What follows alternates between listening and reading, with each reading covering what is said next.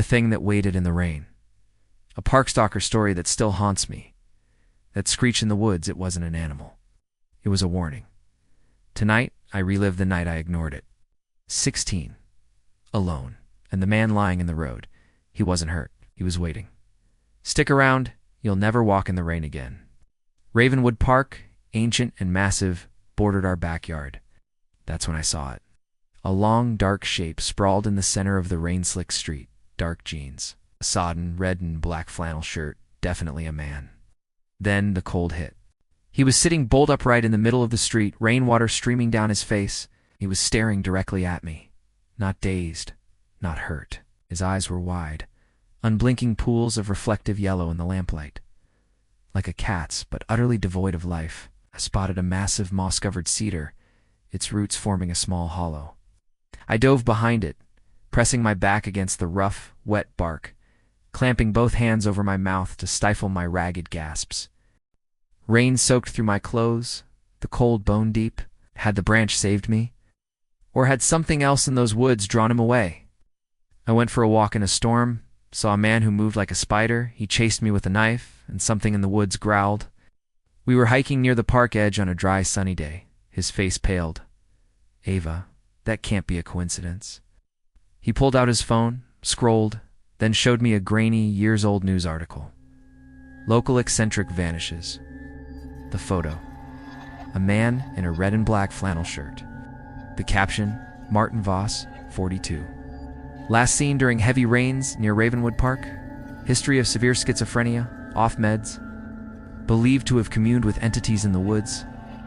My blood turned to ice, communed to the screech. The yellow eyes, the unnatural movement. Was Martin Voss chasing me that night? Or was something else wearing his skin, luring prey into the wet, dark trees? I still live in the Victorian.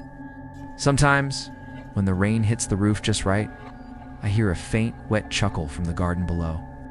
They'd think it was a panic attack, a hallucination from exhaustion. Ravenwood Park holds secrets the rain washes clean.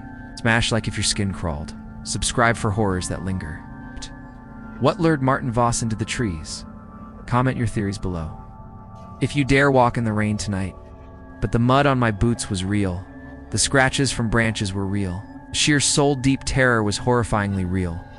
The worst part, that inhuman screech, was it a warning for me or a signal to him? And why was he just lying there, waiting like bait? For years I avoided Ravenwood Park after dark. Even the sound of heavy rain could trigger a panic attack. I researched local crimes, missing persons.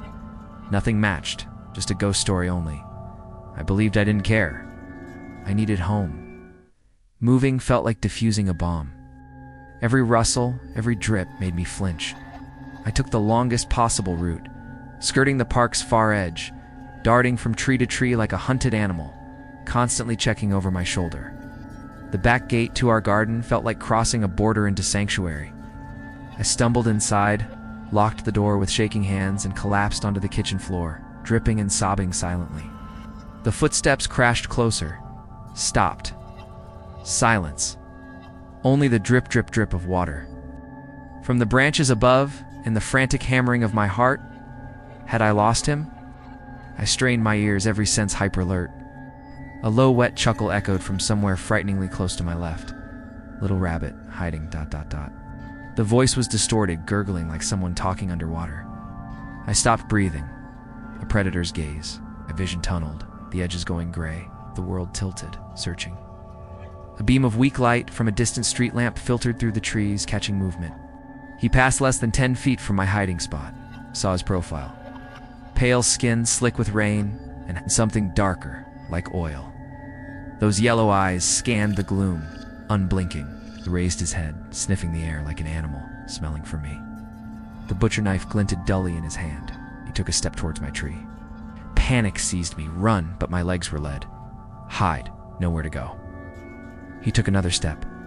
Then a sharp crack of a breaking branch echoed from deeper in the woods. His head snapped towards the sound. He hissed, a sound like steam escaping, and lurched away into the darkness, vanishing as suddenly as he'd appeared. Only the icy shock of rain on my face kept me from fainting. Before I could even gasp, he moved. Not stood up, unfolded, like a broken marionette jerked upright by invisible strings. Not just the rain, a sudden, invasive chill that seemed to seep into my bones, making my teeth chatter violently. The air thickened, smelling suddenly of ozone and something faintly metallic like old pennies. That's when the screech tore through the night. Behind me, deep in the black heart of the woods, not animal, not human. A raw, jagged sound of pure wrongness that shredded my nerves. I spun, heart slamming against my ribs, scanning the tree line. Nothing, just swaying branches and rain. Pure, primal fear flooded me. Get out. Now, my first thought. Trash bag blown by the wind. But the shape was too defined, too human. A sickening lurch in my stomach. Hit by a car? Rain plastered his dark hair to his skull, and in his right hand, catching the glint of a street lamp. The long, wicked blade of a butcher knife. Behind me, the pounding of his feet, a chaotic, heavy thud-thud scrape, grew terrifyingly close. I didn't dare look back. The yellow eyes, the jerking run, the knife, they were burned into my brain. He was fast, unnaturally fast. The woods, my only chance. I veered off the path, plunging into the dense, pitch-black undergrowth beneath the ancient firs. Branches whipped my face. Wet leaves slapped my skin. The park lights vanished, swallowed by the canopy. Only the drumming rain and his guttural breathing chased me. A soundless scream locked in my throat. His mouth stretched into a rictus grin, too wide, showing too many teeth.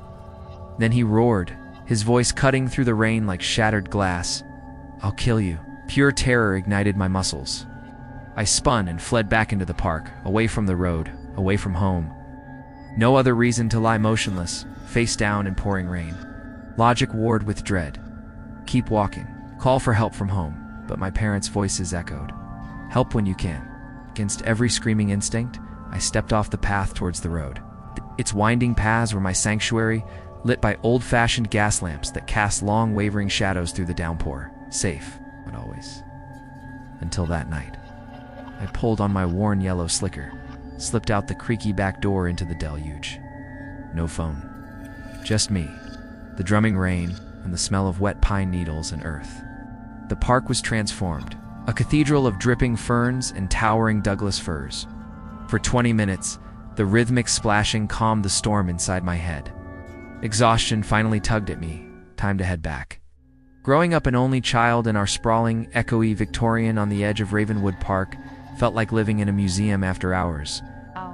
My parents joked they'd bought it for the big family they never had time for. Me, I just navigated the quiet. At 16, my world was defined by limitations, thanks to sensory processing disorder. Complete silence to sleep. No fans, no white noise, especially no rain. While others found it soothing, each drop on the slate roof was a hammer on my nerves. That May night, weeks before summer freedom, the skies opened. Not thunder, just relentless, heavy Pacific Northwest rain, the kind that drowns out everything else.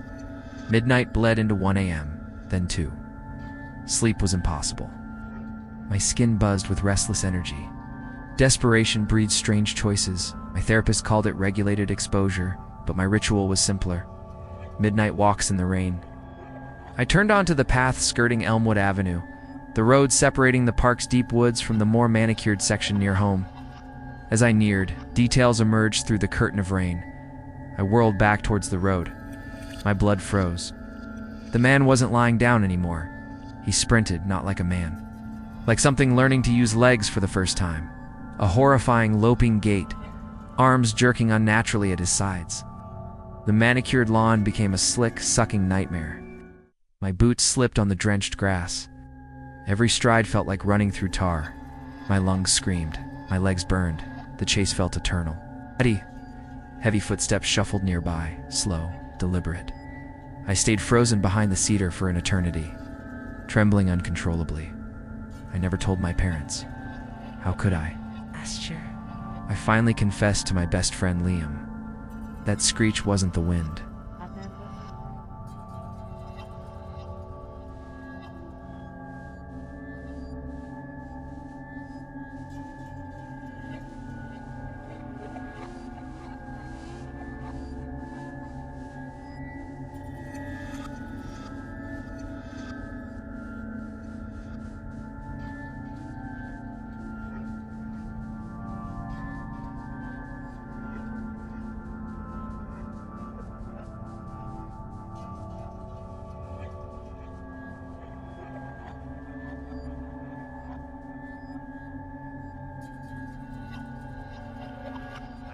with